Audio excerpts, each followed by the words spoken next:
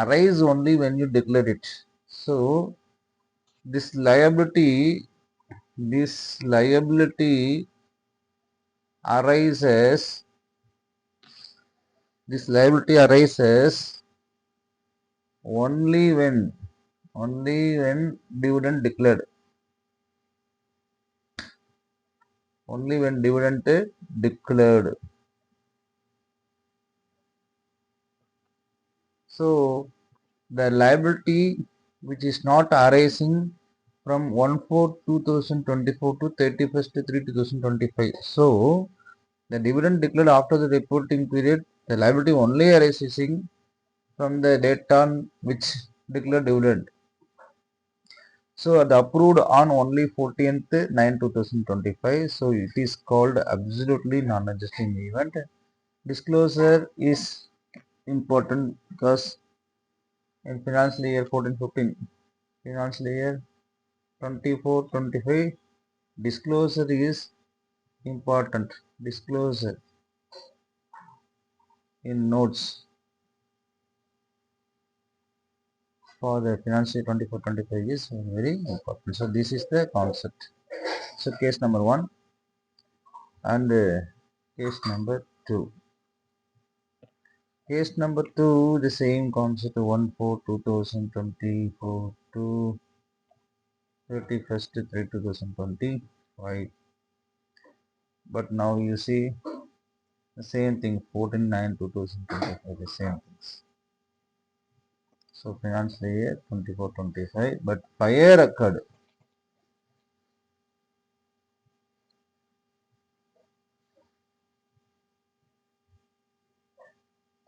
To 7/2025. Fire occurred. Fire occurred. So is this adjusting event or non-adjusting event?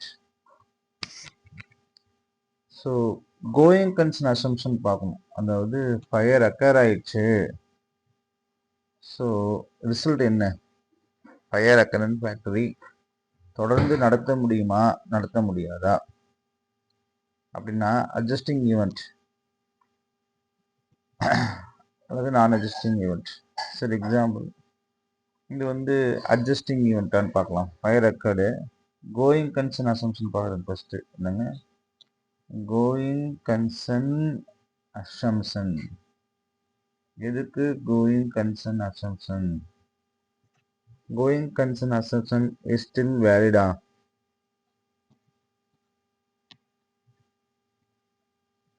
அல்லது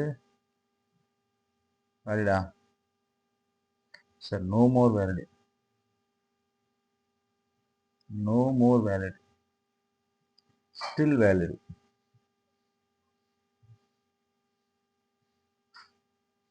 so no more வேலிடா, still வேலிடான்னு பார்க்குறீங்க. Still valid. Going concern assumptions இருக்குது, அதாவது fact fire ஆயிடுச்சு, going concern assumption இருக்குது அப்படின்னும் போது இது என்ன சொல்றாங்க, நான் அட்ஜஸ்டிங் ஈவெண்ட்.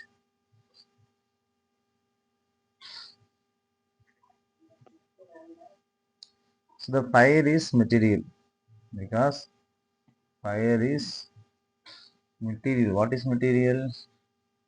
அதாவது எல்லாமே எரிஞ்சு போயிடுச்சு, அதனால fire is material.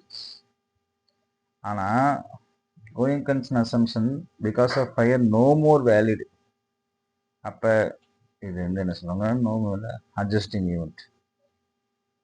Adjusting event. அப்போ financial year 24/25 prepared on liquidation basis. Liquidation basis.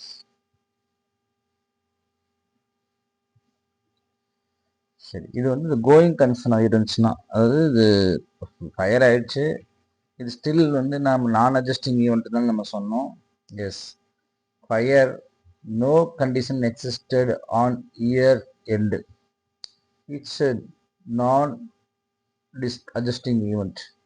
என்ன, ஃபயர் அக்கர் ஆயிடுச்சு, என்ன ஆயிடுச்சு, ஃபயர் அக்கர் ஆயிடுச்சு.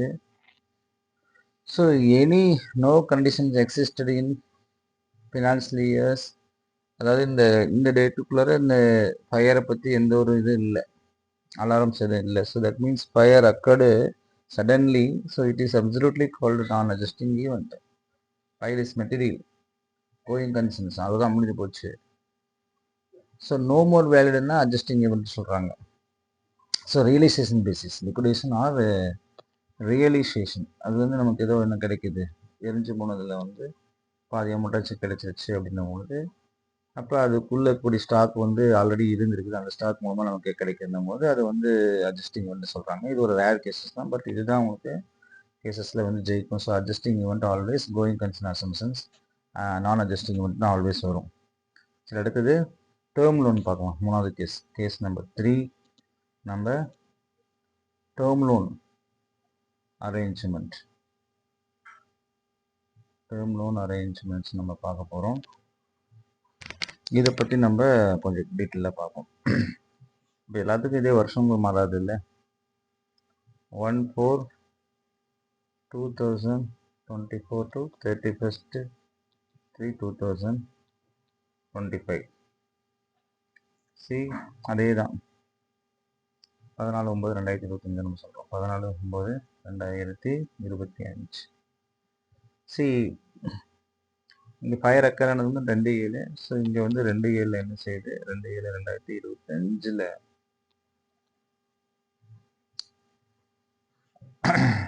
சி லோன் நீங்கள் வாங்கிக்கிறீங்க, அது என்சிஎல்லா அல்லது சிஎல்லான்னு நீங்கள் பார்க்கணும். நான் கரண்ட் லைபிலிட்டிஸ்,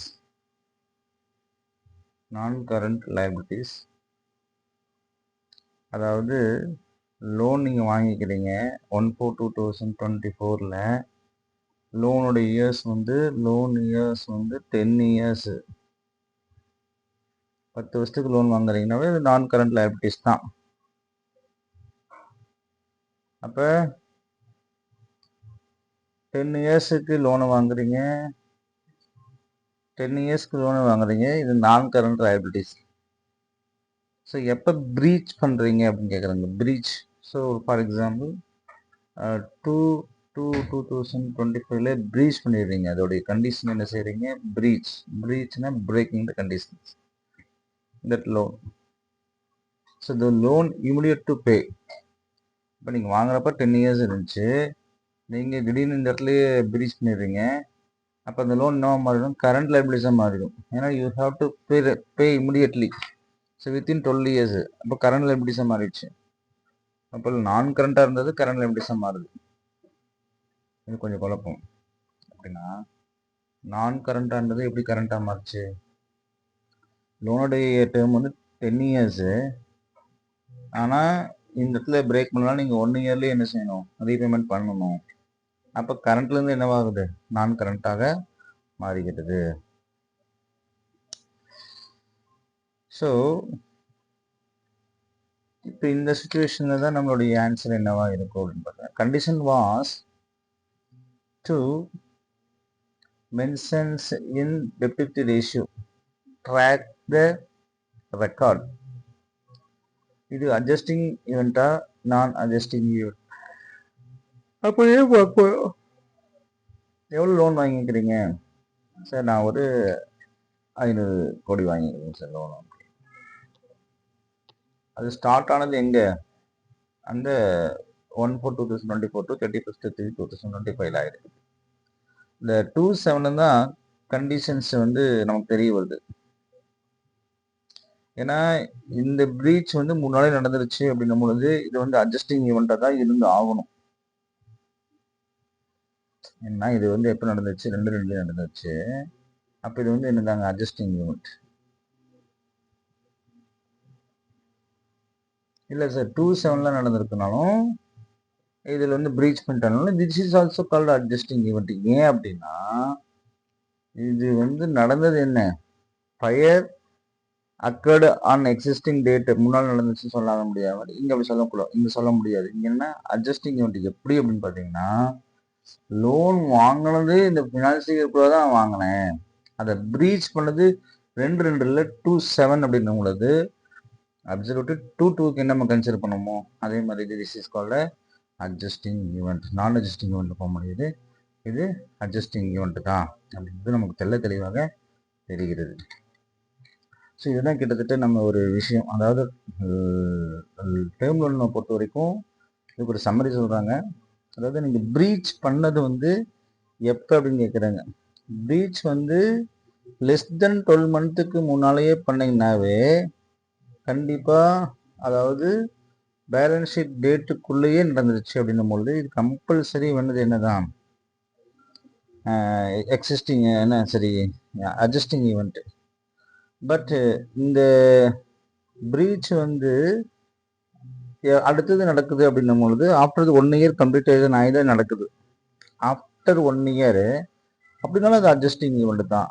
பிகாஸ் 18 மந்த்ஸ் நம்ம சொல்கிறோம், அது வரைக்கும் அது வந்து கரண்ட் லைபிலிட்டிஸாக சொல்லலாம்னா, அப்போ இது நம்ம என்ன செய்ய முடியாது, இது நம்ம வந்து நான் அட்ஜஸ்டிங் எடுத்துக்கொள்ள முடியாது. இது என்ன அட்ஜஸ்டிங் ஈவெண்ட் தான் நம்ம என்ன செய்ய முடியும், கன்சிடர் பண்ண முடியும். அழகான பதிலை நம்ம என்ன செஞ்சிடறோம், நமக்கு தெளிவாக சொல்லிடுறாங்க. It's is absolutely correct. சின்ன ஒரு எக்ஸாம்பிள்ஸ் நம்ம சொல்கிறோம். இன்வென்ட்ரிஸ் படித்த அடுத்த ஒரு எக்ஸாம்பிள். இன்வென்ட்ரிஸ் திருப்பி அதை 1/4/2024 to 31/3/2025. Condition existed on balance sheet date. No condition on existed on balance sheet date. For example, see inventory பத்தி நம்ம புரிஞ்சுக்கலாம். NRV inventory cost 10 ரூபாய் இருக்குது, net realizable value வந்து 11 ரூபாய் இருக்குது. அதான இன்வென்ட்ரினாவே அதான் ஃபர்ஸ்ட் சாதாரணமாக நம்ம வந்து புரிஞ்சுக்கணும். இன்வென்ட்ரியோட cost 10, net realisable value 11, which ever is less than நம்ம எடுத்துக்கோ. So 10 is to be taken. But NRV falls due to price changes. இது எப்போ நடக்குது, 31/3 வரைக்கும். இப்போ வந்து திடீர்னு ப்ரைஸ் என்ன ஆயிடுச்சு, சேஞ்சஸ் ஆயிடுச்சு. 15/5/2025 என்ன ஆயிடுச்சு, ப்ரைஸ் ட்ராப் ஆயிடுச்சு. காஸ்ட் 10 தான், ஆனால் என்ஆர்வி 8. அப்போ விச் எவர் இஸ் லெஸ்னா 8 தான். அப்போ இது என்னங்க அட்ஜஸ்டிங் ஈவெண்ட்னா, எஸ் இது அட்ஜஸ்டிங் ஈவெண்ட் தான். ஏன் அப்படின்னா இந்த இன்வென்ட்ரி வந்து எக்ஸிஸ்டிங்காக இருக்குது. எப்போ ஃபினான்ஷியல் இயர் 14-15 எக்ஸிஸ்டிங்காக இருக்கிறதுனால நம்ம இது என்னவா தான் கன்சிடர் பண்ண முடியும், அட்ஜஸ்டிங் ஈவெண்ட் தான் கன்சிடர் பண்ண முடியும். சரி, இப்போ பார்க்கலாம். இன்வென்ட்ரியோட வேல்யூ இதுதான், அதில் மாற்றங்கள் கிடையாது. ஒருவேளை 16/5 ஃபயர் ஆயிடுச்சு, என்னங்க வேர் ஹவுஸில் ஃபயர் ஆயிடுச்சு, இன்வென்ட்ரியில் டேமேஜ் ஆயிடுச்சு. Inventory damage, completely damage. NRV என்னவா மாறிடுச்சு, இப்போ நெட் ரியலைசபிள் வேல்யூ 4 ரூபாயா மாறிடுச்சு. இப்போ என்ன, fire in warehouse because of water leakage or fire occurred, ஏதோ ஒரு விஷயத்துல நடந்துச்சுன்னு வச்சுக்கலாமே. என்ன ஆயிடுச்சுன்னா இன்வென்ட்ரி டேமேஜ் ஆயிடுச்சு. இது நான் adjusting event. I told you already, if fire occurred completely destroyed, so there is something, some materiality நம்ம பார்க்க போகிறோம். So most of the product has been destroyed by the fire, so that's why this is called a non-adjusting event. நான் fire occur ஆனாவே இது என்ன சொல்கிறோம் நம்ம, நான் adjusting event இல்லைங்களா. சரி, அப்போ ஏன் இது அட்ஜஸ்டிங் ஈவெண்ட் அப்படின்னு நம்ம சொன்னோம்னா நமக்கு தெளிவாக சொல்லிடுது. சரி, இன்னொரு விஷயத்தை நம்ம சொல்லலாம். இன்னொரு எக்ஸாம்பிள் சொல்கிறேன். இப்போ வந்து ராபரி நடந்துச்சு, ஃப்ராடு, என்னங்க இப்படி நம்ம சொல்லலாம். அண்டர்ஸ்டாண்ட், ஃப்ராடு இது ராபரி.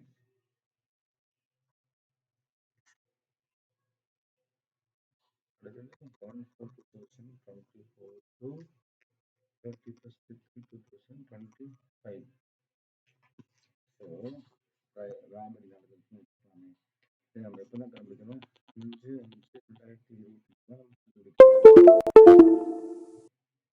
இது adjusting